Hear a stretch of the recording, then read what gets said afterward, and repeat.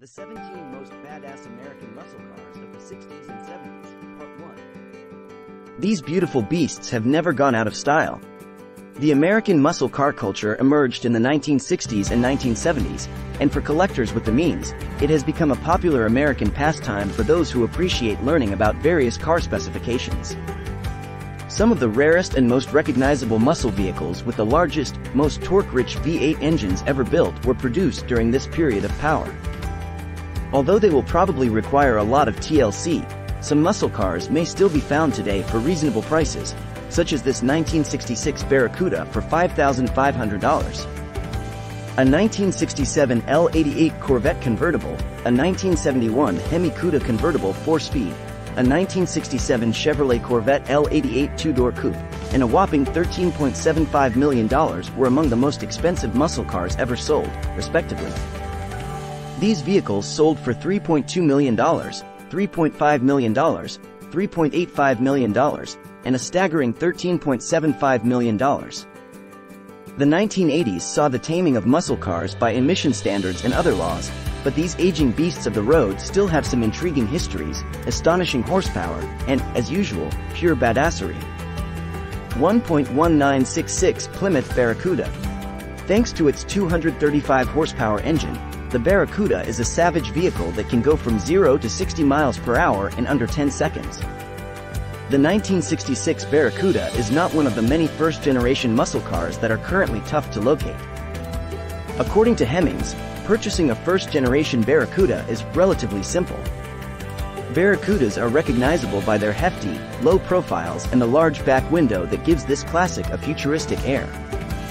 The first-generation Barracudas utilized modified Plymouth Valiant engines, which were less powerful, for a muscle vehicle, at least, and occasionally referred to as Valiant Barracudas.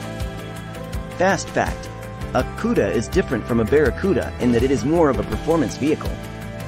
In 1969, the Cuda made its debut with a 330 HP engine.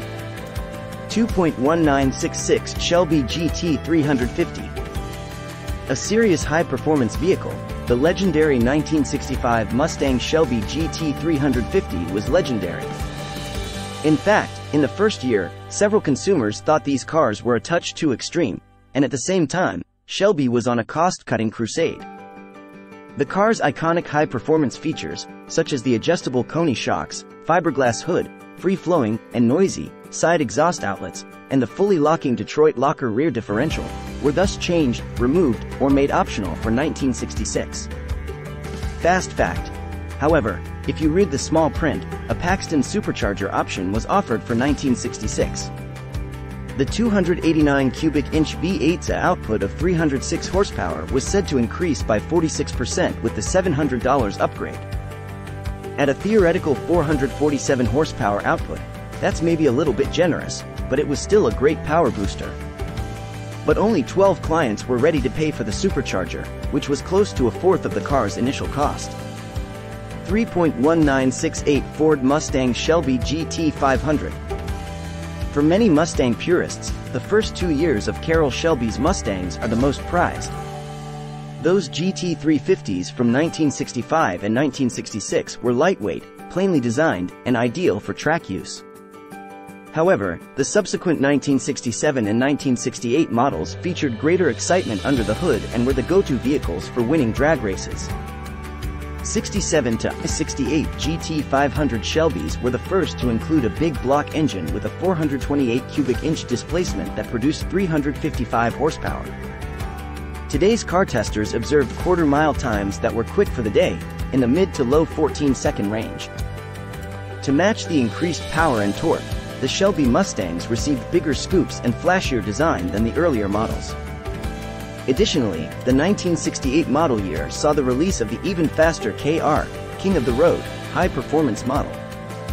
Fast fact: the 1967 and 1968 Shelby Mustangs featured Mercury Cougar tail lamps, whereas the 66 Ford Thunderbird lamps were used on the 1968 cars. 4. Dodge Challenger SRT Hellcat Redeye. This monster was the most potent Dodge Challenger ever created in its day. The starting price for the base 2020 model, seen in the image, is around $70,000. Dodge debuted the Challenger in 1969, and the 2015 Hellcat debuted considerably later.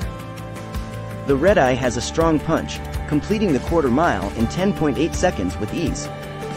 The Redeye's 797 HP V8 engine allows it to haul ass despite weighing a staggering 4,514 pounds, so when we say it is powerful, we really mean it. What's best? You get the elegant appearance of a vintage car with the contemporary conveniences and features we know and appreciate. Fast fact: both new and seasoned vehicle aficionados continue to like Challengers. The versions made between 1970 and 1974 are the most expensive, with some going for more over six figures. Not bad for a business that once made bicycles. And one of them fetched nearly $900,000 at auction in 2017. 5.19691 Dodge Super B A12.